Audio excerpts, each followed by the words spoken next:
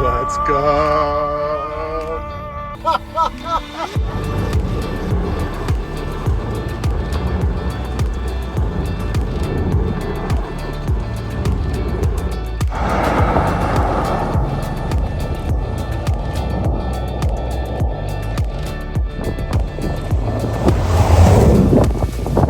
I would live with the compromise for this thing. Yeah, me too. Yep, absolutely. Because it's so cool. It's a military vehicle. It's amazing. Thank you to our sponsors for today's video, InfyPower, Amber, StarCharge, and Eaton. InfyPower is the largest EV charger module provider with over 3 million power modules running reliably worldwide. Their latest G2 collection features ultra-high power density and efficiency for EV charging and energy storage integration. InfyPower, innovation for your power. And Amber, providing modern protection plans for your Tesla's battery and more without the hassle of long-term contracts or upfront payments. Check out the link in the description to explore their plan options and use Spec 5 for a 5% discount on all plans. This video is also brought to you by StarCharge, the largest EV charging manufacturer in the world, and is also a provider of residential and commercial battery storage and microgrid solutions. And finally, Eaton. Eaton is a one-stop shop for implementing reliable and innovative EV charging infrastructure at your site. Across all applications, Eaton's EV charging infrastructure, hardware, and software gives you the scalability, flexibility, and intelligence you need to charge today and scale up tomorrow. Learn more at eaton.com/EVCI. Hello and welcome to another Out of Spec Reviews video. Welcome to the middle of the desert and welcome to the electric Mercedes G-Class.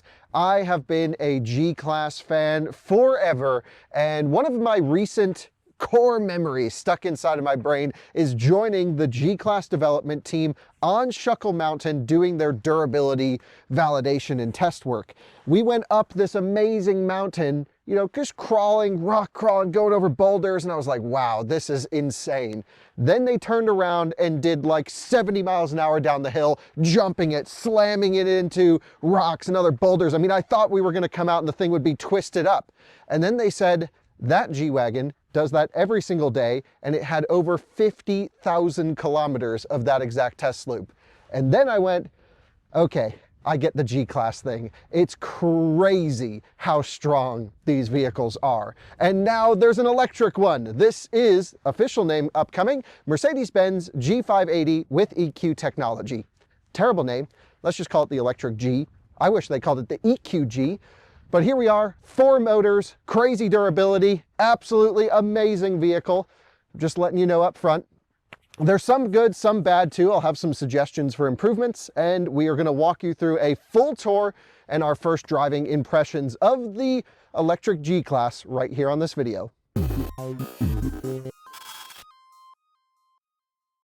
Alyssa flew all the way from Colorado to join for this review because she is also a G-Class enthusiast. Alyssa, first impressions of the electric G. I love it. So it looks identical to the combustion one. And actually there's been some updates for this new generation, and I've had the chance to sample the inline 6-cylinder G550, which is no longer a V8 as standard. That's kind of been the hubbub. And I actually thought it was totally fine for like 90% of people buying G-Classes. You can still get the G63 with the V8. That is pretty appealing to me, but then actually this, the G580, is really appealing to me because this is a 4-motor electric EQG with even more capability. I just said EQG, electric G, even more capability than the combustion ones. It can ford through even deeper water than the combustion variants, which is super duper cool. So just some slight updates and things, you know, touch screen on the inside, infotainment compared to the last generation G. But Alyssa, everyone knows the G-Class has kind of stayed the same forever. Yeah, and I'm really glad that they stuck with this design, because there are some companies decide to just take a name and totally make it look something that it doesn't look like, and it confuses and upsets Mustang them. Mach-E, maybe? No, yes. just not to name names. I think by them keeping with the design does compromise some things, of course. I think everyone can imagine the CDA of this vehicle, which would be coefficient of drag times frontal area, is terrible. The efficiency is not good here. Right. But there are some cool efficiency tech stuff. For example, this has 4 individual motors, but it disconnects the 2 front permanent magnet motors, not with a clutch disconnect, but actually through its low range transfer case, because yes, this vehicle has 4 transfer cases on it, 4 gearboxes, because each motor can go into a low range. Yeah, awesome. It also has G-turn and this sort of trail assist thing, and it's absolutely amazing. So in this video, we are of course gonna drive it in the city. We're going to talk about its highway cruising mannerisms and efficiency. We're going to do a charging evaluation, and we're going to take it out here to the desert, rally it, off-road it, test those 4 motors, see how it can get the power down, see how the ESP calibration does, and really go in depth. I have to give a huge shout out to Mercedes for letting us have early access to the G580. There's been a couple people who've had the chance to play around with them, Alyssa, but I don't think anyone's done as extensive of a test as we've been able to do here with this one. Right, so let's get into it. So let's start up front with, I don't know, a tour, and then we'll get into the technical stuff? Yeah. Okay, problem number 1. This is a big vehicle. You can stay out there for a second. This is a big vehicle. It's a combustion vehicle that's adapted to electric. It's still body on frame. It still actually has a solid rear axle, which is crazy. You would think there'd be a front trunk. Yeah. No. In fact, not much going on in the way of front trunkiness, but you can actually see your dual individual motors and inverters going on under there. You have, this is your noise maker to make the G roar, best I can tell. That's what this is for. I think this is, yeah, this is your speaker, maybe pedestrian warning and G roar. I like the noises that this thing makes, actually. Yeah? Yeah, I just went on a podcast with our buddy Matt from the Smoking Tire. He said he hated the G roar. I think it's cool. It kind of sounds like a combustion engine, like a V8 when you go, full throttle, going out, with music on or something. Just keeps, I would say, encourages you to keep your foot in it a little bit longer. But in general, we've kept the sound off, right, Alyssa? Yeah, we have. You got to experience the electric side of things, and that comes with the more quiet nature. Right, and it's a really quiet vehicle. This one is the first edition, or edition 1 as they call it. It's got this blue stripe down the side, and I don't know, it doesn't have the bull bar like we're used to seeing on a lot of G classes. I really like how it comes naked from the factory. And the edition 1 kind of comes fully loaded. So all the early ones have, really not many options available. There's just a few select colors. This one's something white magno. It's a matte finish paint. It's covered in dust at the moment because we've been out here as a G-Wagon should be used. This is sort of on the short list for Alyssa. Yeah. It's totally fun. This is my first experience. I want to show everyone back here because this is also another problem with the first edition. Yeah. You can't option the spare tire on the early ones. It comes with this AirPod case. Yeah. And it includes some netting. It's got a cool G going over here. But, out here in the desert, Alyssa, it's really, honestly, pretty scary to not have a spare tire. Right, yeah. Especially because this is what it's made for, but this is generally not what it's used for. Comes with a level 2 mobile EVSE from Webasto, which I'm pretty sure that's not... Not good. I mean... Not great. I thought Ampere bought Webasto. I don't know. But anyway, that's not like a super high quality level 2 EVSE. It would have like the Mercedes logo and all. I wouldn't even... Yeah. Surprised they even put the Webasto name on it. Okay, that is weird. And then this whole thing is just to carry around a cable that you'll probably never really use. That you have plenty of space in your car to carry a cable too. Right, because of course you have still the typical G, tons of space back here. Yeah, this is just awesome. Totally great for doggos. Yeah, very tall roof. I mean, this is a very tall vehicle. 12 volt back here, tie down straps. This is really almost identical to the combustion one. So a lot of times we look at adapted combustion platforms that become electric cars, Alyssa, and we go, oh no, they should have just built a ground up EV thing. In this case, I'm so glad they didn't, because Mercedes did that with EQE, EQS, both sedan and SUV. And those are just kind of meh. This is really a desirable electric Mercedes now for the first time, I would say. It's beautiful. It is absolutely gorgeous because the G-Wagon has always represented something, in our minds at least, beyond the movie stars, beyond the Hollywood thing. The G, to me, when I see one of these, I see absolute no compromise on quality, absolute no compromise on the final tuning, the last 5% of dialing in a vehicle. That's what they spend years on with this thing. And just to aid a little bit into that, I mean, the G development team is a division within Mercedes. It's almost like a separate company that's just focused on making these things stronger than time, as it will actually tell you when you open the door through a little LED that shines on the ground. And one of the guys that worked on this project told me, this is what just got me so excited. It's designed to run, even though it's a G-Wagon built for off-roading, it can handle top speed runs down the Autobahn, right to a DC charger, right back to top speed runs, DC charger indefinitely for its entire life cycle. Isn't that insane, Alyssa? That's perfect. You know, you can just, what a lot of people, when they see this car, they're like, oh, why is it out here? But this is what it's made for. It's meant to get beat and driven, and that's what I really love about it. I love a really utilitarian car. Yeah, it's a status symbol in some eyes. To me, it's a status symbol of engineering, not so much at the Erewhon. Okay, I keep saying Erewhon's coming up in a lot of videos, but that's because they make that Chevy Equinox drink. Can we get into the technical stuff really quick, Alyssa? Yeah. 4 motors, 580 horsepower, just under. Each motor makes I forget exactly, around 150 or 170 horsepower a piece.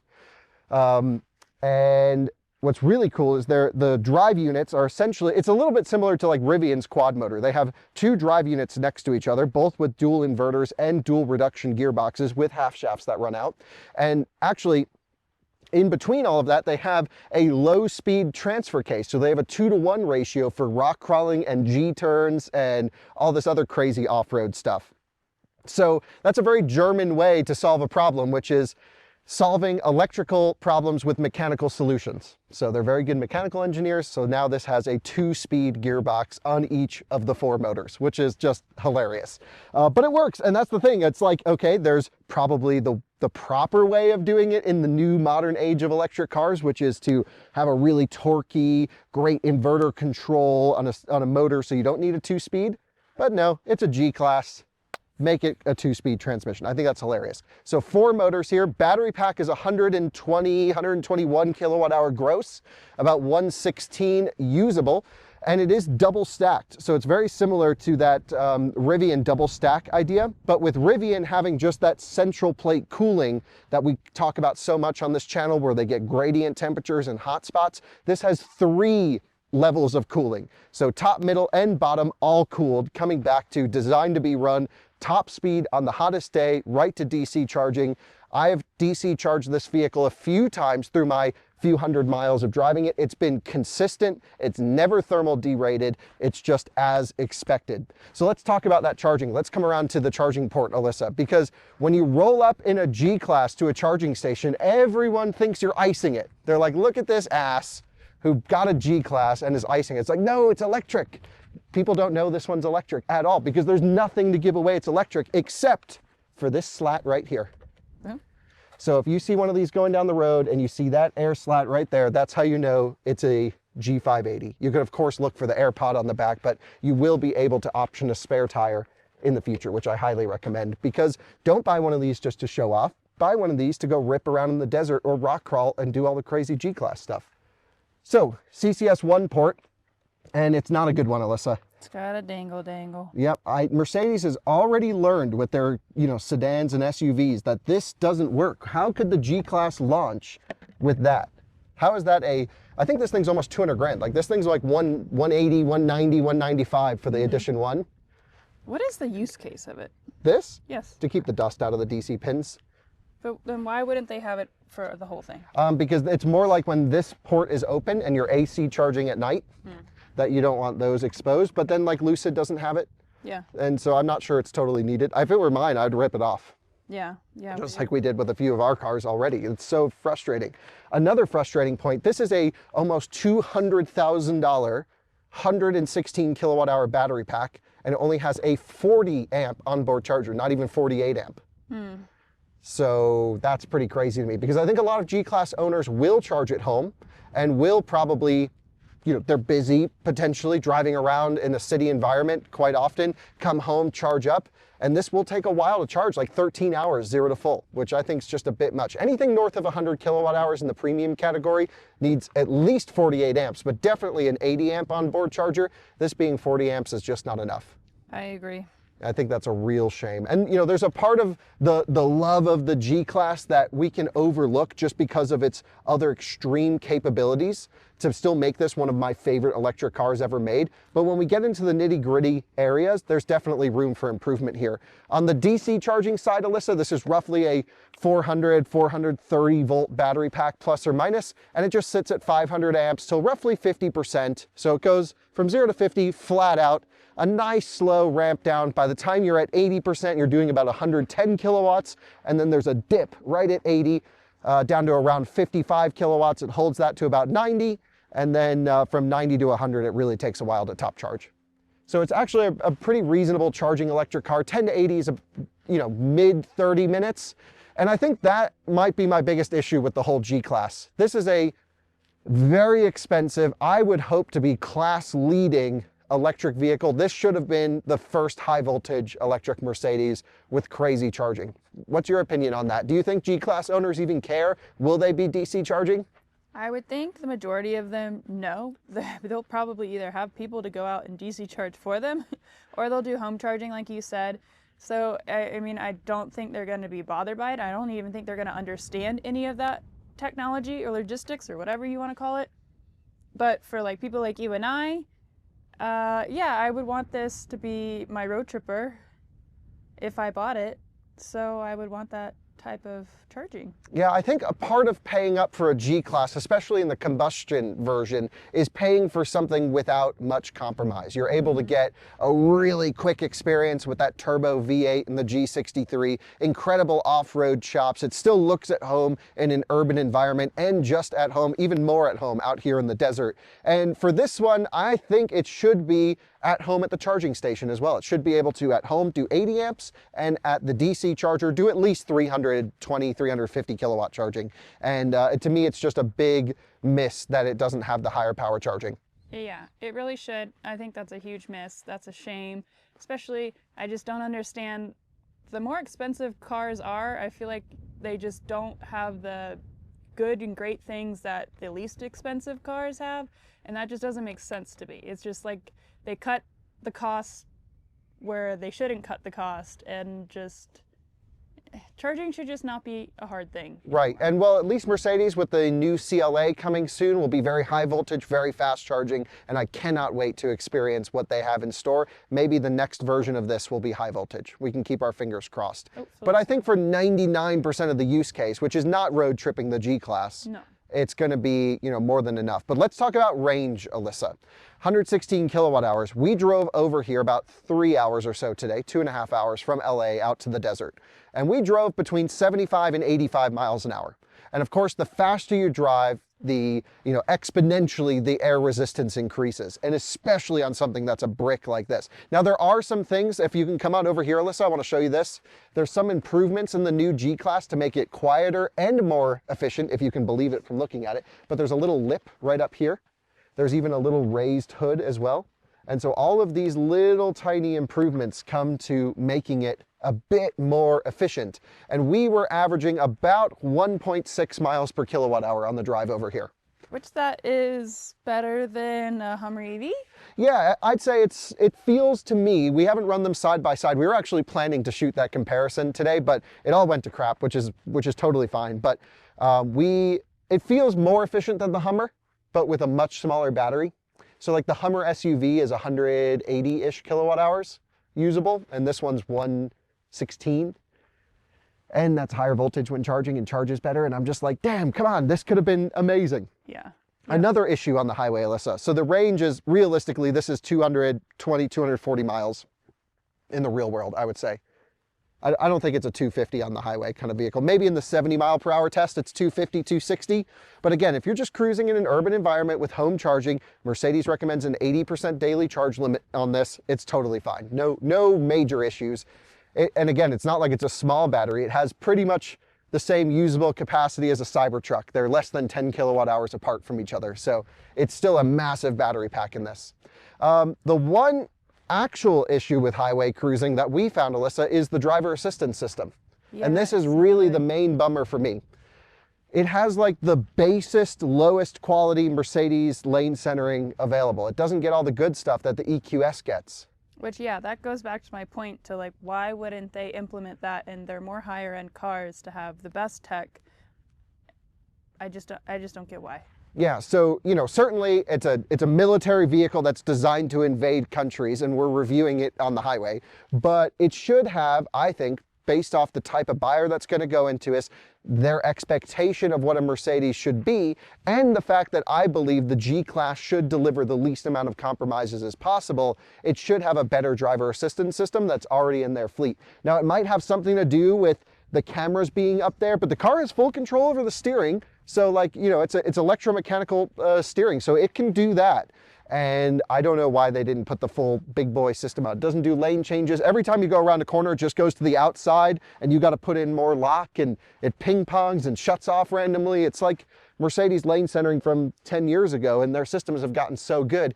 And when you factor in how far Tesla's gotten with FSD on really cheap cars, this should at least be able to stay in its lane on the highway. Don't you think, Alyssa? Yeah, that's more than fair to say. Okay.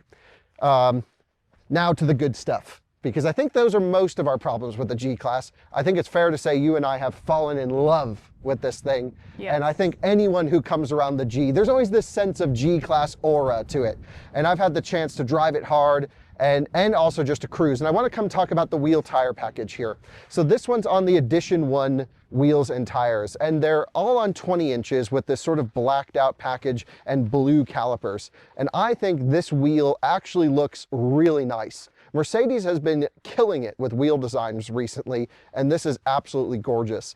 I can't wait until the normal configurator opens so that you can actually spec them out. Sorry for getting the shadow on there. So you can spec them out with maybe some more of the off-road package. I think it's called the professional package. You get a roof rack on the other ones, and man, I really would love to see one of these fully kitted out for off-road. But the tire is really nice. It's a very quiet tire. It's a Mercedes optimized tire. It's a Falcon, a Zensis FK520.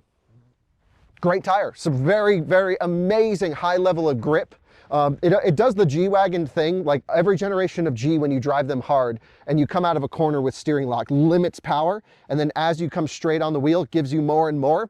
But this does it even less than the combustion one, and it is hilarious to drive this car fast. I took this thing ripping in the canyons, and almost nothing could keep up with it. Not entirely nothing. My buddy had a C63, one of the new ones, and he could keep up with this, obviously, but it's just, it felt solid, it felt strong, the tire was great, and then when I took it out in the desert and did G-turns, and I'm like, wow, this is amazing.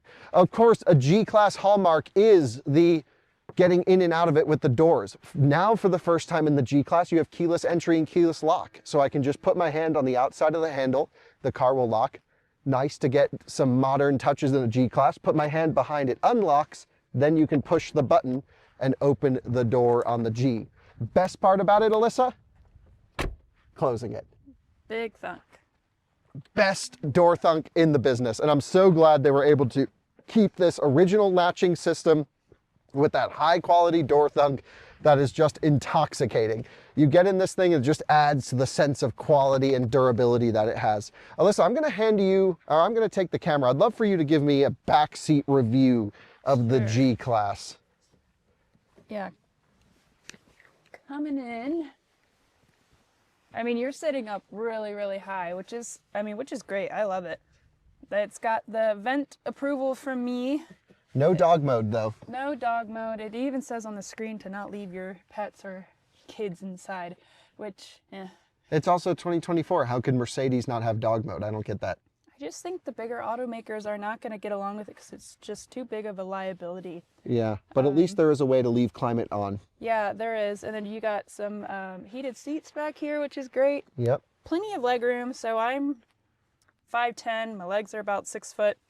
And got plenty of leg room. This is with Kyle sitting here in his position. So And I actually think it's an easy entry, so it's a little bit farther back than where I would sit. And I'm Okay. 6'1", 1.86 m. yeah, and of course, plenty of headroom. I mean, there's just so much room back here.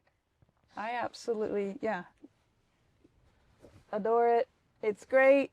So you think it's a big enough back seat? Because that's always been a little bit of a complaint of a G-Class, is that it's a little bit of a tight cabin compared to, you know, especially now in the electric space, compared to Hummer and compared to Rivian. I mean, well, compared to Rivian, this is pretty much no different. Rivian has no backseat space at all. The R1S does. No, it's not that good. No. Okay. Yeah, No. no, good point. Yeah. Yeah, I don't remember it being that good.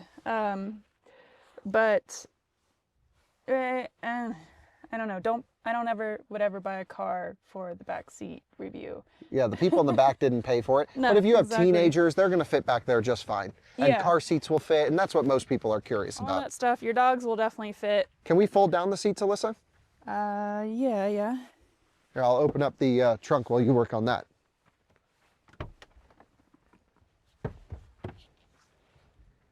Nice. We got to get that headrest down. I don't think I could go down anymore. What? No, the headrest goes completely down. Oh, because I gotta. Okay, there we go. There's some stuff. Here we go. I think that's it. I know, I think you're clipping on something. No. It definitely goes flat. No, Really? no. Hold on 1 second. There's no way that's the maximum angle. I think you're clipping right here, no? No. Oh, what the heck? Oh, then there's got to be a bottom piece. So here, pull that back up. Does this fold up? Maybe. Yeah, there we go. That's definitely what happens. Okay. Yeah. Okay. So now what? Oh, this.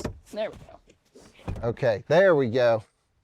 Nice. There's no way it didn't fold. So it's not completely flat. You do have a lip that goes up there, but certainly still plenty of room, Alyssa. This thing, you know, it feels a bit tight to me actually, but when you Yeah. put the seats down like this, now it's quite spacious. Yeah. I mean, there's just so much height, and that's what's really great. Yeah, why don't you just have a seat in there just so people can get a sense of just how much room there is. I mean, it is so tall inside. It's crazy. Yeah. Plenty of headroom. Plenty of space. You got ISO or whatever. Tie down points. Tie down points. ISOFIX up there, yeah. Up there. So you can tie things down, which, oh, does anybody ever do that other than like crates? That's the only thing I can think of. People actually tie things down. Germans. Germans, okay. Andreas would tie everything down. Okay, that makes sense. Okay, so that's the back seat review. It's getting pretty windy out here. Should we do the front seat review? Yeah. Okay, let's go through that, some of the tech, and then we'll get into all the driving experience of the G-Class. I just want to mention a couple last points up here, Alyssa. The headlights are full LED. They do the cool little design when you turn that on. It's got an old school vibe to it, which I think a G-Class needs. Like, it has a start button, which typically we would not like in an electric car. Yeah. But I think part of the G-Class is you're taking this old school method of building basically a military vehicle, adapting it to be comfortable enough to work in modern society, and like I mentioned, having crazy durability, and it's just a joy to drive. That is one of the cool things about it. It's double wishbone suspension up front within a solid beam in the rear. It's a Didion sort of style rear axle. I know I always say it wrong, but it's just crazy how you have a solid rear axle on this thing still, even though it's electric. They kept it old school. Ladder frame with the battery positioned right in the middle. It has 1 inch of a carbon composite skid plate underneath this thing. It's absolutely crazy if you look up under here how everything is just totally protected from a battery standpoint. It is an off-roader, and we're reviewing it as, you know, a daily driver, because that's honestly how a lot of people use them. But I absolutely appreciate that they didn't go, I love the door thunk. Such a thunk. I appreciate that they made it comfortable enough to daily drive, but also kept all the off-road chops. Yeah, it still kept its legacy, its story. And the sound system, awesome. Great. Yeah. It's amazing. The Burmester in here, they've got speakers up in the roof over here. They've got them down here in the doors. I don't know how many watts, but it absolutely rips. Yeah, the massaging seats, great. Got some little storage in there. Yep. Feels very normal Mercedes up in here, and having a G-Class now, I've been a G-Class fan and been able to be in a few of them. Having the new Mercedes infotainment system now is really nice. So it matches basically what all the other EQ models that we've shown on the channel can do. This one's only got 1,700 miles on it. It's pretty fresh, and there's not a rattle, there's not a squeak. This thing is rock solid, of course. Yeah, it's a vault of Yep. a car. Yeah, so we've just got our normal seat adjustments over here, mirrors, lighting. Your pedal box is all fairly standard down that way. This one is, again, is optioned with the full touchscreen wheel or touchscreen, but these capacitive buttons. I love this. What is your take? I like buttons, so I'd rather have normal buttons than these type of things. See, I love this because I can control the entire user interface from right here on the steering wheel. Right, yeah, there's definitely pros about it. I don't like this thing at all. Really, this is why most G owners are so excited. Really, this thing? Well, you just have the whole new infotainment, so you can use this pad or the touchscreen, which is kind of cool. Yeah, I just feel like as a driver, it's not very easy to use. Okay, yeah, well, that's interesting feedback. The key, just in case people are curious, it's not like the other EQ keys. It's like a normal Mercedes key. So this is the key for the G580 with Mercedes EQ technology. Yeah. Or with EQ technology. All right, well, let's jump in and go through software and stuff. Well, Alyssa, it's time to get to the technology, which in a G-Class isn't something you'd really think about, but this thing is loaded with tech. Yeah, it's great. It's really great. So we've got, of course, your normal display up here. We have it in off-road mode and low range and all that stuff right now because we've been playing around, but you have all the typical menus. I prefer the classic menu here. You can see our 608 watt-hour per mile over our 157 mile drive to get out here to the desert, and we're going to have to go back to Los Angeles, and we'll go in this video and show you some of the highway stuff on the way back. It'll probably be nighttime by then. So you've got that, which is fairly normal. You also have this display, which is fairly normal. So all of your EQ settings over here, and these are all adjustable in terms of position. I'm logged into my profile, so it pretty much took all of the things I like. You can get your vehicle information, accelerator pedal, brake pedal, so you can see all of this right here. We're in neutral, obviously. And yeah, it's pretty interesting. You've got off-road apps, which you can get to with a hotkey with this button right here. And you can see your suspension and power output. So your suspension's over there.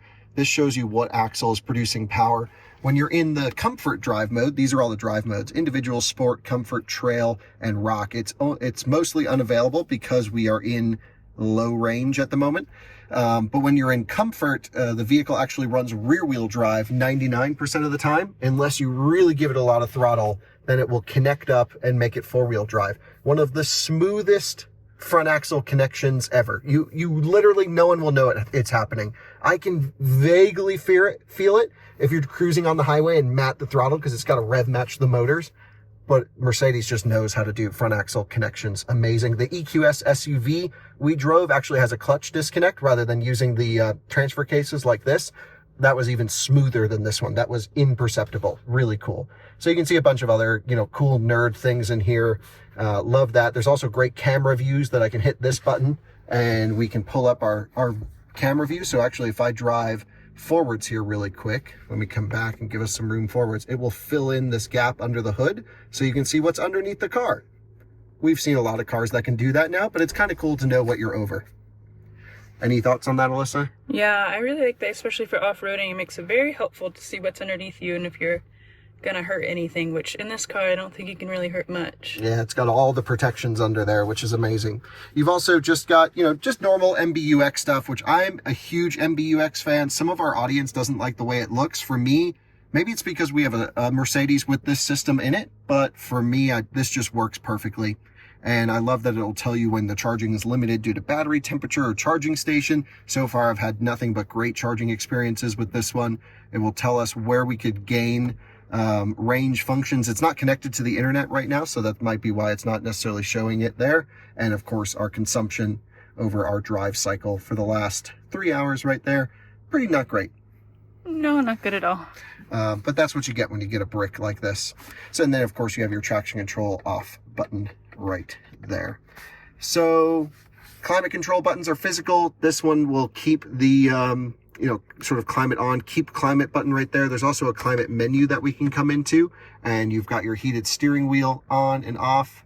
Yes, I know volume's not functional. Heated windshield wipers, I think, but not the whole windshield. Right? No. The windshield's not heated. No. And you've got 2 levels of Eco Climate. Actually, we drove out here with Eco Climate 1 on, not Eco Plus. And even then, still didn't really get great efficiency. Glove box, check right here. Boom, all good. Pretty small, but typical G-Class. That's the really interesting thing with this, is it's all just normal G-Class and not anything crazy or unusual. It's just all of the amazing things about the G that we all love, just electric. And they did a really nice job making electric. Yeah, I wish it was high voltage and all that stuff, but the battery capacity is big enough to make this actually useful every day. And if you have home charging, it's going to be just fine. A couple points just on, well, we'll get to it when we do highway driving, but the road noise is really quiet. The powertrain is dead silent. You do get a bit of wind noise coming in. Right. Just due to the shape of it. No way around all of that. I mean, it's hard to be completely objective about the G-Class, because on paper, it doesn't really make sense to spend north of 180 grand on an electric box on wheels. But for the passion inside of me for what this thing stands for and the work that went into it, and why I think the people who are into the G-Class are going to be into this, it's, you know, they could charge whatever they wanted and it's worth it. It's amazing, the durability, the work, the quality that you feel driving this thing, and just how it never feels out of sorts. This thing on a canyon, fully leaned over, even with ESP being a little bit intrusive and doing power limitation by steering angle, like, it's still hella fast, gets the power to the right wheels. It's amazing 4-motor tuning. And then you come out here to the desert and you're like, you know, whipping this thing over yumps, and you're taking air and it's just pounding away just fine. And you can put the dampers in full stiff and trail mode, and it just never feels like you're doing anything it doesn't want to do. It's up for any challenge, and that's what I love so much. So actually, let's go drive it here on the dirt a little bit, just talk about some of the daily characteristics. We'll do our city drive run on dirt, if you will, and that'll be that. So let's go have some fun driving this thing before it gets too dark. So we have the G-Class out here just at some low-speed stuff here in the desert. Oh, it's so fun. You can take the bank angles and get some angles going up and around everything. It's amazing. I just want to talk a little bit about the recuperation settings and the one-pedal driving as we're in stiff suspension at the moment. So first of all, let's start with no recuperation, D+. This basically simulates engine braking and the aero drag of the G. When you lift off the throttle, it'll just coast, and you use the physical brake pedal to brake. Now, the brake pedal is a blended brake pedal, and it doesn't necessarily feel as weird as the early EQ cars did. Remember, we complained about the brake pedal in the EQS quite a bit. That was actually adapted and changed in the newer Mercedes EQ stuff. It's much better now, but this doesn't feel as good of those. This is still quite a mushy, not totally responsive in terms of like the granular feel of when it's switching between regen and friction brakes. It's hard to get a feel of what's really happening when you hit the brake pedal, and it's a bit of a guessing game for me every time. Now, I think if you get used to the car, which I have over the last couple hundred miles now, it's going to be just fine. But my one complaint is the G-Class doesn't offer one-pedal driving, Alyssa. What? Yeah, as far as I can tell, there's no one-pedal drive option anywhere in here, and every other Mercedes has it. And in every other Mercedes, I thought it was a plane, but it's just windy out. In every other Mercedes, you go here to vehicle driving, and that's where you would see one-pedal drive mode. Mm-hmm. But here, it's just the G-Roar sound experience, which is kind of cool. We'll turn it off, though, for the video. And there's no one pedal. There is auto hold, and so you do have to two-pedal this one. I don't know why. Maybe it can come through a software update, or maybe it's a bug, but I went through every menu, every setting, no one-pedal drive option in this one. Interesting. Then there's normal recuperation, which is how the car sort of key up settings. You can lift off the accelerator pedal at speed. You get some regen, but it's just enough to not kick on the brake pedal, brake lights, which I think is really important, because it always sends a message of weakness when the brake lights come on, you know? Mm-hmm. So then you've got your strong recuperation and maximum recuperation. So a bunch of regen settings. Those do, every time you lift off, kick on the brake lights and really slow this thing down. On top of that, I can pull and hold a paddle, and maybe it's the plus paddle. Oh, maybe it won't do it in trail mode. When you're in comfort mode, at least, let's go up to comfort mode. I can pull and hold a paddle, and now I've got intelligent recuperation, and it means it will prioritize coasting and then switch to more regen as I come up on a vehicle. Regardless of the mode you put this in, every time you touch the brake pedal, you're going to get regen. So there's not a huge efficiency difference between any of the modes. It's just your preference. Nice. Okay. Cool. So we'll go back to trail since that's where we are.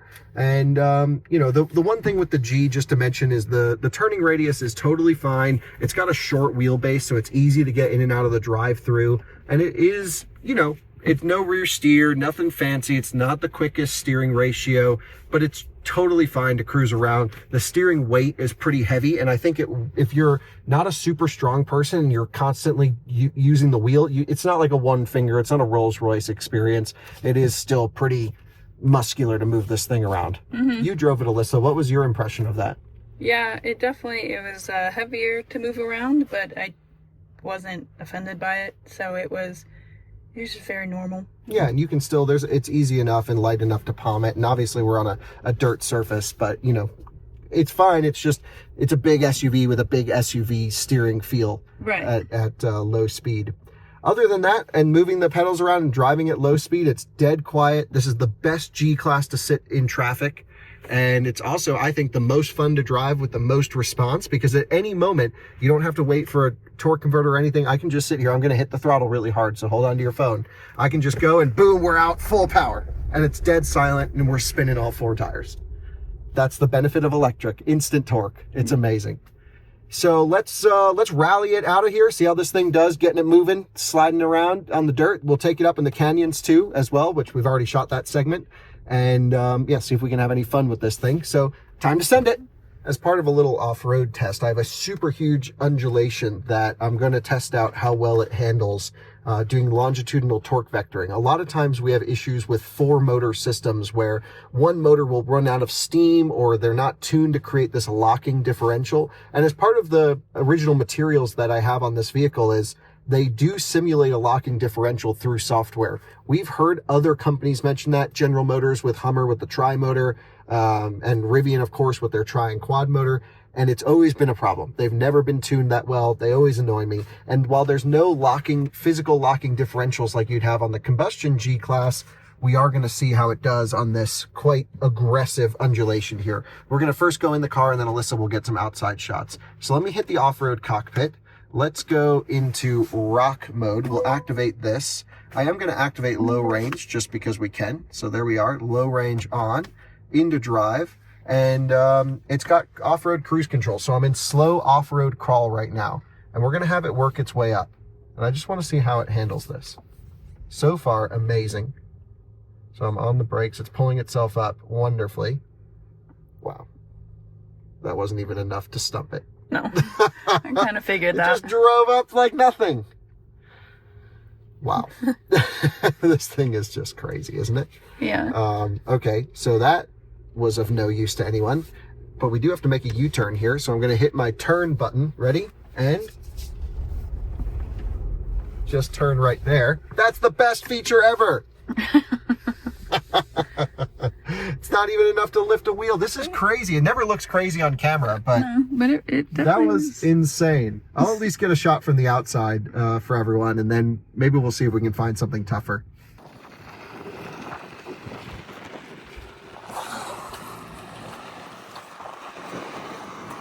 I get maximum articulation. Doing a pretty good job.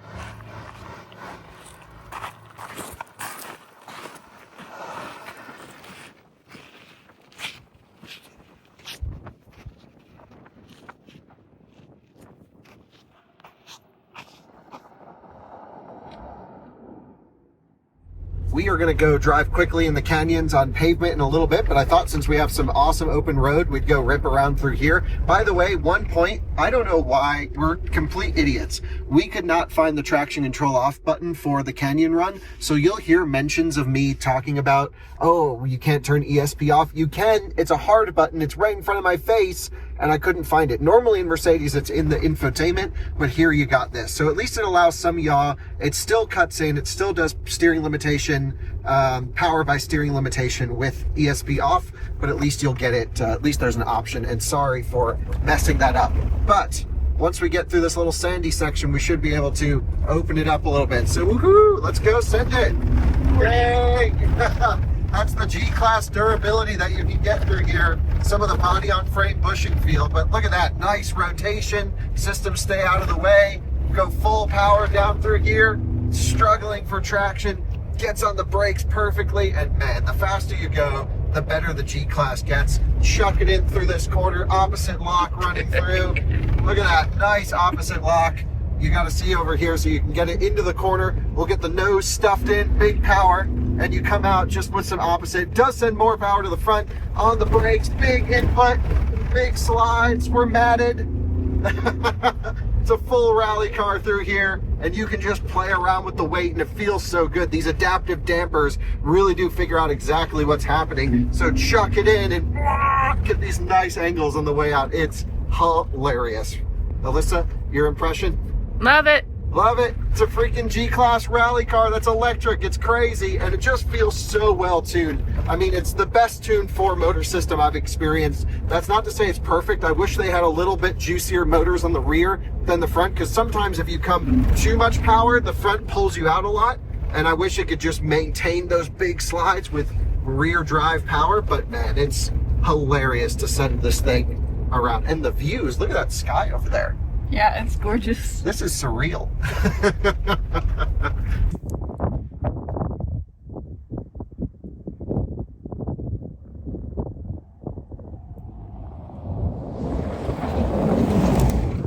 Guys, check out this Land Cruiser 70 series in from, where do you think they're from? They are from Switzerland. Oh, it's amazing coming over here and just seeing all the cool hardware. But since we're driving through this amazing rock formation out here in the Joshua Tree area, I figured we'd talk about the low speed characteristics of the G. I know we did it on dirt, but I just want to emphasize the point that if you sit in traffic, if you're doing urban driving most of the time, the electric G is perfect. The range is amazing in the city. I know I mentioned on the highway the range is rough, and yes, we also gained a lot of elevation coming up here, so I bet the efficiency we'll see later in the video on the way back to LA will be better. But the range really is amazing in the city because you've got this huge battery and the aero doesn't matter so much at low speeds. So if you're just cruising around through here like this, Alyssa, you could go for like a week straight without ever recharging. Right, yeah, exactly. And the G just drives so nice. It's so quiet, so comfortable. And I absolutely love just cruising around in it at low speed. Oh, look, a real Mercedes off-roader, a Unimog. Or is it an Actros? It's an Ecoliner. It's a 1224. Don't know. But how cool would it be if we actually saw a Unimog out here? That would be sick. That would be cool. But that wasn't a Unimog. That was just like a Mercedes-Benz truck converted to an RV. Damn. They got a lot of people out here. All right, let's get the heck out of here. You guys join me out for a drive. Just a little bit of a twisty road situation here in the canyons and not pushing it hard. I think this is going to be what I want to find out. You know, we're going to absolutely shred it here in a little bit, but I just think like normal G owners who live in the mountains need to make sure that this thing is going to be competent and comfortable at a, 5/10 pace. Just hustling to get there. Yeah, you don't want to be late, but you just want to make sure it's, you're getting there quickly and safely and smoothly, and that's what we're attempting to find out here. So the first thing I have is G-Roar on. So we have the noise maker making noise, and I have to say, normally I'm not a fan of electric car noises. I think they're silly. I probably would keep this one off most of the time on the video. It kind of helps simulate the load profile that I'm putting onto the electric motors though. And also I think when you have music on, it's kind of cool because you really don't hear the sort of rumble in the background. And what's great is it's so precise. It really does sound like a firing pattern of a V8. So you are tricked when you're listening to music that like when you put your foot down like that there's a freaking, engine under there working, which is kind of cool. And I think gives you a sense of excitement when you put your foot into it and almost encourages you to stay in it a little bit more. So powertrain aside, let's just talk about steering, suspension, braking, and how does it flow down a road. A lot of times when we're reviewing, especially body on frame vehicles, it's hard for them to piece together, ride comfort and quality along with corner entry, mid-corner stability, and then also out-of-corner handling. And a lot of this can come down to the software tuning of the 4 motors in terms of getting us out of a corner and putting the right power to the correct motor. And we just have a little bit of rock on the ground, so letting my friend in the C63 know. And man, does it have the juice to boogie though, which is great. Braking, it's just all the suspension movements are totally exactly what we're looking for here. It The car is so nice when you transition. You don't want to throw this thing around. It's a G-Wagon. You just want to kind of get the weight on the nose into a corner, lean it in, let the weight transfer, hold it there gently, and then as you come out of the corner, just squeeze the throttle. And all of the body motions are absolutely wonderfully controlled, beautifully balanced, and I'm really actually kind of impressed with it all around. So we have our friends up above. Looks like they're turning left. We'll say hello and thank you very much. Nothing to see here. We're in an electric G, saving the planet here, folks. So we'll see where the heck they went, and then we can start to boogie again. So we have the adaptive suspension dialed up into sport. Everything's in sport. There's no sort of ESC sport mode or anything like that. So that is good. So let's see how this thing goes as we start to, you know, kind of hustle it through these back roads a little bit. Man, can you absolutely fly. First of all, the overall grip and performance of this tire is impressive considering the weight of this car, and the intended purpose is not this at all. And we just have another rock in the road, so we'll let Alex know behind us.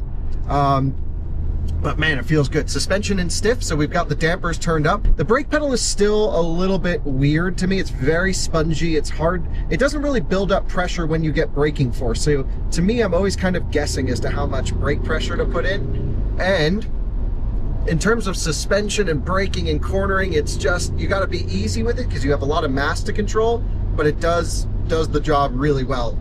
It's actually really enjoyable to drive quickly because you are just constantly managing a little bit of weight, moving it around, but when you're just gentle with it and smooth, this thing can absolutely eat up a back road. It's hilarious. And from what I've heard from my friends who have been following me, it just looks amazing. Leaned over in a corner, coming out of it like squats on that outside rear, and the front tires lifting up on the inside. It just has all these amazing, well-controlled body motions. And to be totally honest with you, it really doesn't feel like I'm asking it to do anything it doesn't want to do. That's the cool thing with a G, is though, even though this is intended to like invade countries, you can shred it through the mountains, and it doesn't feel out of place.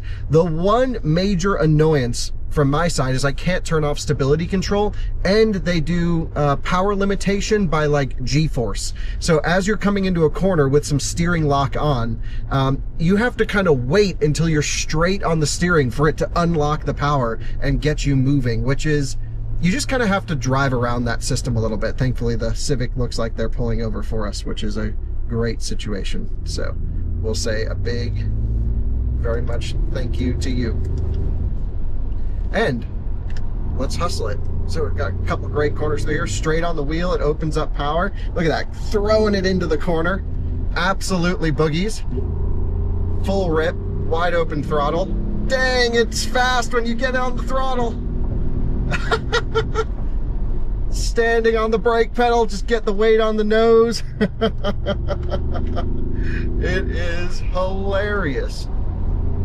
Oh my gosh, I love it because it actually forces you to be a much better driver. It's like a great driver training because you have no excuse. You have to keep it completely straight. Through the tunnel, the G roar. The noise is great. The noise is great. Oh wow, why am I saying the noise is great? It really is. It's fun. It adds to the excitement. And there's just something cool about driving a 4-motor electric SUV hard. Over those oscillations, that's where it's like, okay, this thing doesn't absolutely love it, and where Rivian's hydraulic suspension and some other stuff comes into play. But again, it just feels very well damped, very well controlled from a body control standpoint, considering the limitations of the G-Class. And the thermal management's great. I mean, we have just a tiny bit of power limit right there, and I've been boogieing this thing for a while. It's just showing me 95% power, recovering quite quickly. So, in terms of performance in the G-Wagon, now that I'm really opening this thing up, if you want to drive it hard and fast, very possible. Just, I wish Mercedes would let me have even more fun by disabling ESP and letting me have 4 motors ripping at all times, even with steering lock on. So there's that. This is stupidly fun to drive fast. I really enjoyed it. It feels very high quality, very under stressed. Again, we got a tiny bit of thermal limit, but it just backed off there, and we have a car coming literally right in our lane. That's insane. That is one of the dangerous things about driving hard out here. And Yeah, call me very impressed with the performance side of the G-Wagon. It's got the power, it's got the brakes, for not the brake feel, and considering what this is designed to do, yeah. It's kind of fun. You just work around this steering limitation thing. So like get the wheel straight, then it opens up, weight on the nose, send it through, back on the throttle. Come on, baby.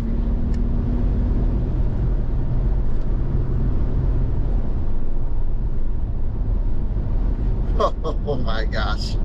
Yeah, you can have fun. Well, that's the end of the performance driving clip. It does the thing that I need it to do. So, wow, pretty high top speed. Thanks for watching. Well, we are on the way back now to do a little bit of highway cruising. And first of all, I just want to commend Mercedes on their fantastic navigation system. It does great route planning. They will allow you to actually adjust your state of charge at charging station versus the end destination. So you can go down 15% or minimum, I think, is 10% arrival. And I will say that the estimated arrival has been pretty conservative in this G-Wagon. So you can see it wants us to stop and charge at a station that's completely full right now, and it only wants us to do a little bit to get to our end destination.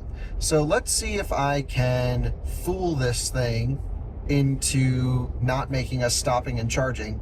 So I'm going to go state of charge at destination at minimum. So that is the one problem, is if you are comfortable running down to single-digit percent, which I am, the route planner is a bit conservative and it'll always try and get you charging.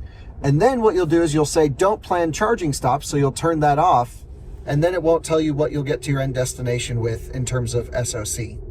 So it's 141 miles to get there. It's predicting 144 miles left of range at 67%, but we've been ripping on it. It says plan charging stop, and it's like, no, but just tell me what I'll get there even if I don't want you to plan a charging stop. Like, tell me negative percents on arrival. Either way, I think we can make it, Alyssa. Yeah, for sure. Worst case, we might do a little top up back at the Rivian charger here. Yeah, that might not be a bad idea. Yeah. A little more reliable charging out here than it is in LA. Yeah, the problem with hotel charging is you never know if it's going to be open. Right. So I don't necessarily want to roll up at zero. Why don't we go back? I think we're going to go past the Rivian charging station again. We'll see. We'll hit something, and then we'll do a little highway run and look at the efficiency, because we know what we got coming here, and we'll see what we get going back. All right, guys, we are cruising in the nighttime now. Just to continue just with a little interior stuff, wanted to show you the ambient lighting, and it's very similar to other Mercedes, but we can come over here to colors. You can do sort of a single color, and there's 64 of them that you can choose from, and then the car will basically, go to that color. Or you can do the multicolor, which I prefer, and ultramarine is my go-to for the colors typically, but you can go to a jungle green if you're feeling that way, or red moon, really cool. So a bunch of different options for you to choose from with ambient lighting, and I think Mercedes just did it great with the G. It's not super over the top like EQS with the lights in the seats. It's just nice, tasteful, not super bright, not super annoying, very few reflections that I would say are driving me crazy. Of course, there are some reflections at night that you get, but nothing I would say that is frustrating. I've driven this thing at night quite a bit, and it's been wonderful.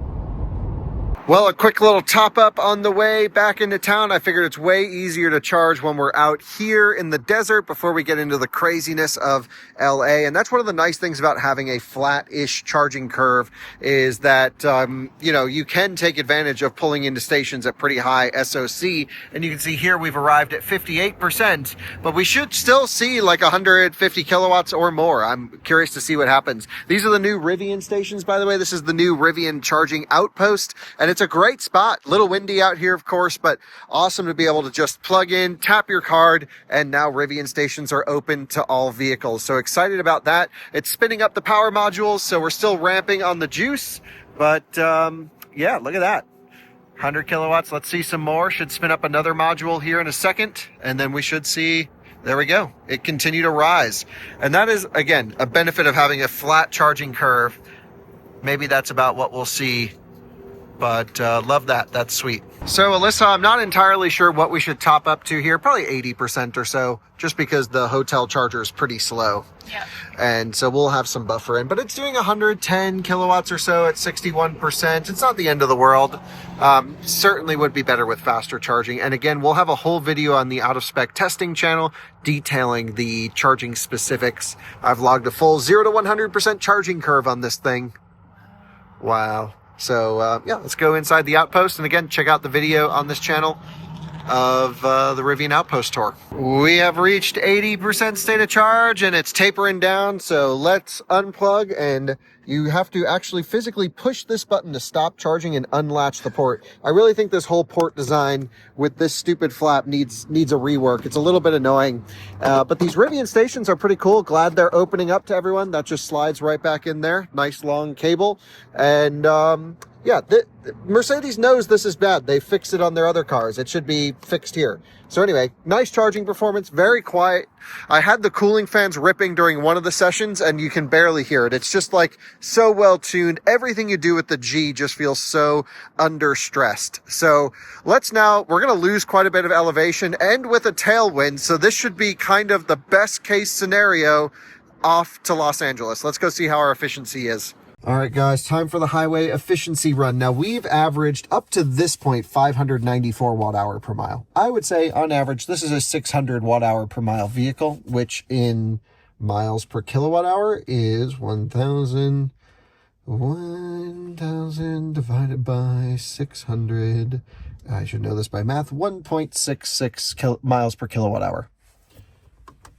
Let's power it up. Let's put in the destination, which we're going to Hilton, Pasadena, which isn't totally Los Angeles, but still a little bit higher elevation, but we're okay. 131 miles away, so we should make it there without needing to stop and charge. There we go. It says 22% arrival. Love that. And we can see where elevation right now is 2,800 feet, so we're probably like 1,000 feet higher than where we will end up eventually. There is no eco mode in this one, so we're actually just going to run comfort mode, which will disconnect the front motors under cruising.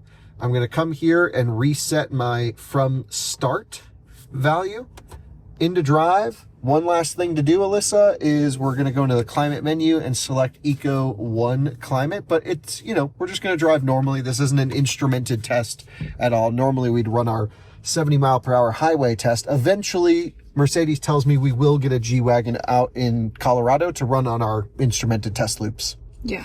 Because I think that's really important. Mm-hmm. And the charging performance, I think, is solid enough to put this up there with some of the good electric SUVs in terms of road tripping, just because of that nice flat curve. And we know Mercedes do really well on road trips. We've seen it with the EQS SUV and the EQS sedan and the Surge. Like, these things don't have big numbers on paper, but they're consistent, reliable, great route planning. Like, they just do the EV thing really well. And the G benefits from a lot of that, even though on paper it doesn't always come through. So we've got, 2.5 hours of driving to go. We'll show you some of the driver assistance along the way. Let's boogie. Well, guys, you joined me cruising down the highway, sort of, kind of-ish, getting lane centering here with the adaptive cruise and Mercedes Distronic Plus system, whatever it's called. I've got the steering wheel with the hands-on logo. This is not a hands-off system, of course. It is a capacitive wheel, and it does have some truck lust, but let's see what happens when we go into this corner here. Alyssa, you ready? Mm-hmm. So it puts in steering, but we're going wide, but it's doing it, but we're just hugging that outside line, and then we go this way, and then it goes back to the center, so it's like really almost impossible to just let it do the lane centering stuff. It's trying, and the only thing that's really frustrating about this is we know Mercedes has better systems. So I just wish they could have integrated that into the G-Class, because this is something that's so really great to take the family and do highway cruising, and especially if you live in LA or New York, you're always on the highway going somewhere, and it would be great just to have it do its thing. So here's like a gentle corner, and it's doing this fine, but no lane changes, nothing like that. To do a lane change, you just hit the turn signal. Oh, there's a car coming up, but I'll demonstrate here to you in a moment. You hit the turn signal, it turns off steering, you complete the lane change, and then it locks back on. So just to demonstrate that for a moment, I'll hit the turn signal, manually changing the lane. And then once I get right back over here, boom, I can feel it lock back on, and it's doing its thing. Oh, it got confusion. Come on, there we go. So, Alyssa, your opinion? It's not great, and like you said, it is just astonishing the fact that we know Mercedes has a great system, and they just didn't put it in a car that's $200,000. Just blows my mind. To be fair, it's under 200, but not by much. Okay, with taxes, it's over 200. Yeah, maybe with a little dealer markup, although I haven't really seen much above MSRP on the G580s yet. The 63s, certainly, but yeah, I think you can go and get one of these pretty soon without a long wait. Hopefully. Hopefully. We'll see. Guys, will you join us at the parking garage for the Panda Inn? This is EV. EV spot, but there's no EV charger there. So it's the original Panda Express, right? I don't know. I think it's where it all started, but I think it was renovated. Oh. Maybe. Okay. I think it's the original Panda Express, which is a staple on this channel. We're going to the original, which looked really nice. It looked really fancy. I don't know if we're dressed up enough to go to this place. Anyway, it's okay. We rolled up in a G. They'll let us in. 500 watt-hour per mile, just under actually, to get here, 118 miles. We lost a ton of elevation. We had some traffic, so speeds were a little bit lower. And that's what the G gets. 500 on the best case scenario, and like 600, 620 if you're boogieing out west. Yeah. It's just a thirsty beast. It's a good boy. I-5, cool. Maybe we'll park next to the I-5. There's, oh my gosh, someone bought a Lexus RZ. And it's the base one. Wow. Well, guys, this has been a fairly hodgepodge of a video, and now we are in the parking garage of the Panda Inn, ready to share some final summary thoughts of the electric G. And then I actually want Alyssa to drive it. She's driven it, but not on camera yet, just to share her impressions. I think, Alyssa, we've talked about this a little bit. It's hard to be entirely objective about the G-Class, because if you look at it on paper, you go, you're spending $160,000 to $200,000. You're getting very little range, a lot of inefficiencies. You have some old driver assistance tech. You have not great charging, and you go, well, that just must be a bad car.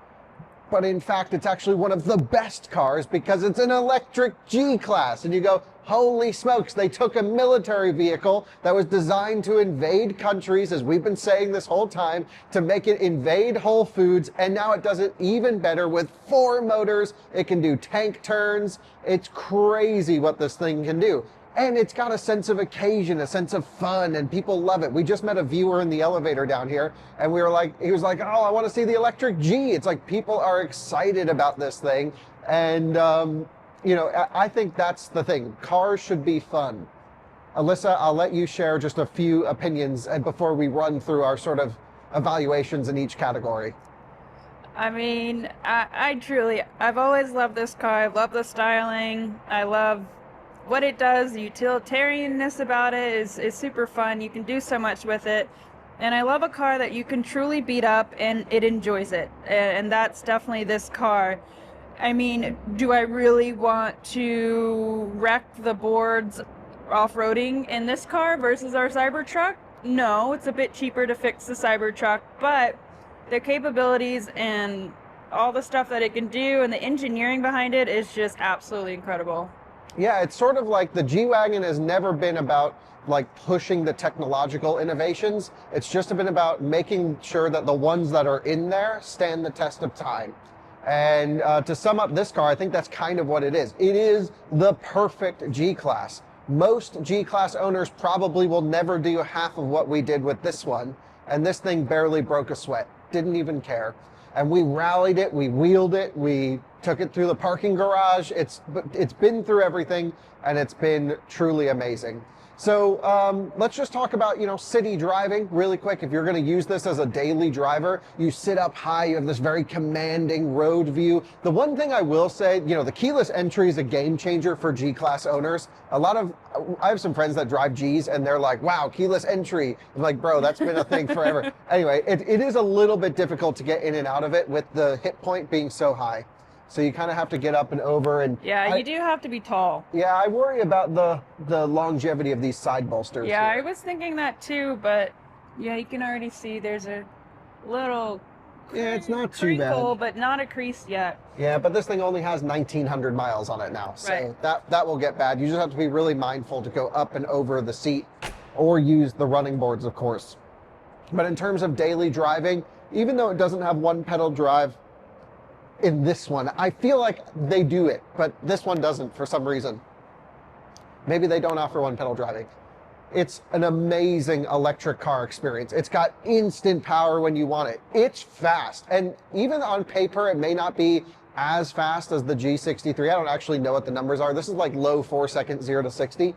This thing is just faster 99% of the time. I've driven that 63 before, and you have to wait for it to gear down, to build boost. They're a little bit lazy. They're fine when they're on the power, but this is just bzz, bzz, and it gives this extremely agile character to the G that just lets you knife through traffic if you want to.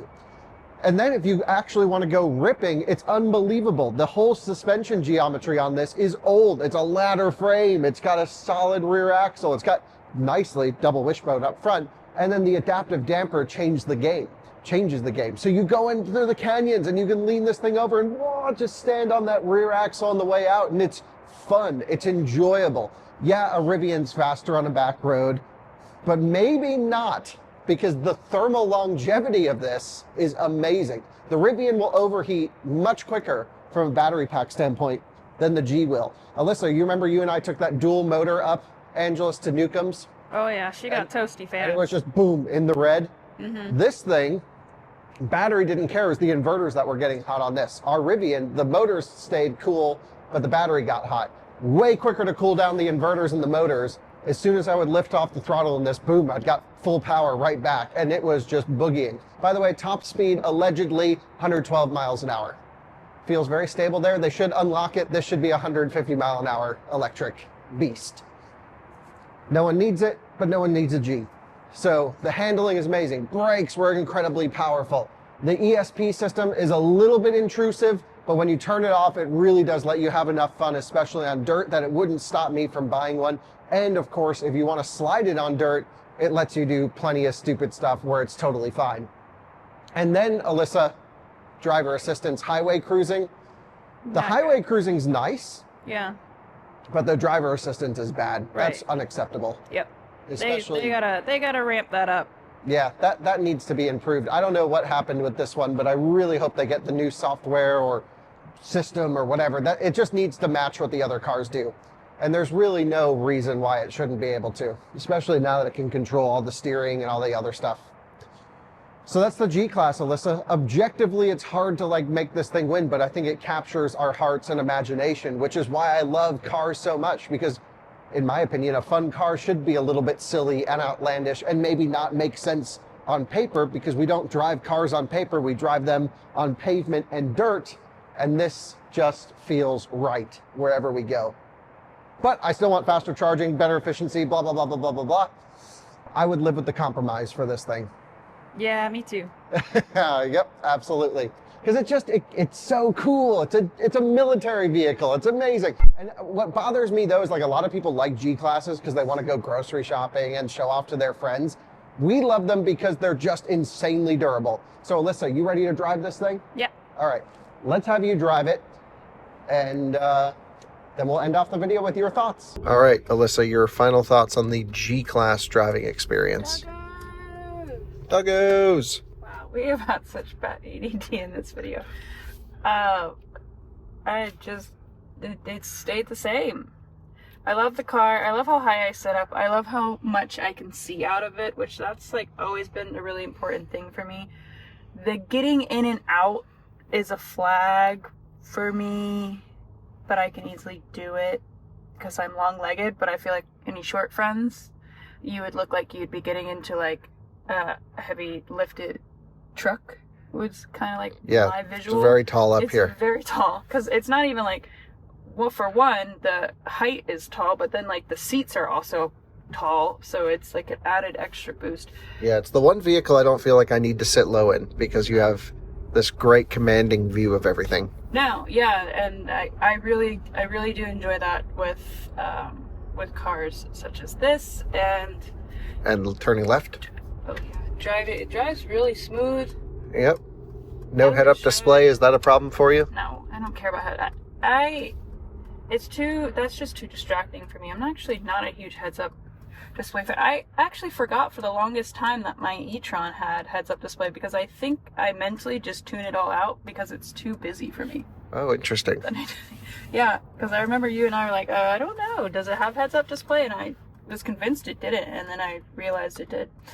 But, yeah. All right, G-Class. Should you recommend this to dog owners?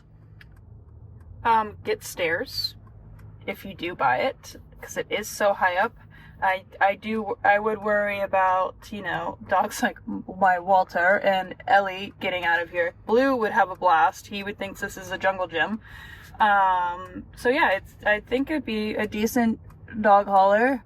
Doesn't have dog mode, which that's a huge miss, but you can leave it on and just put a temperature monitor in, which honestly, with this day and age, I would just do that regardless. Why is it beeping at me? Because of blind spot warning. Yeah. But yeah, I love it. Steering wheel feels great. Everything it just fits us. I think that's what it is. It suits. And to the right here, Alyssa. Is it this? Yep, this right here. Quick right. Yep. I'll put it into sport mode. Okay, we're looking for a full send nation here. Whoa! She bogies. Yep. Yeah, it is not slow. No, it's not, and it gets up to speed. It's not like plaid fast or anything, but No. it I think because it squats, it just feels faster. Yeah, it kind of does what the Hummer EV does. Yeah. It kind of just lifts the nose up into the air and makes you feel like you're going up a roller coaster or something. Yep, exactly.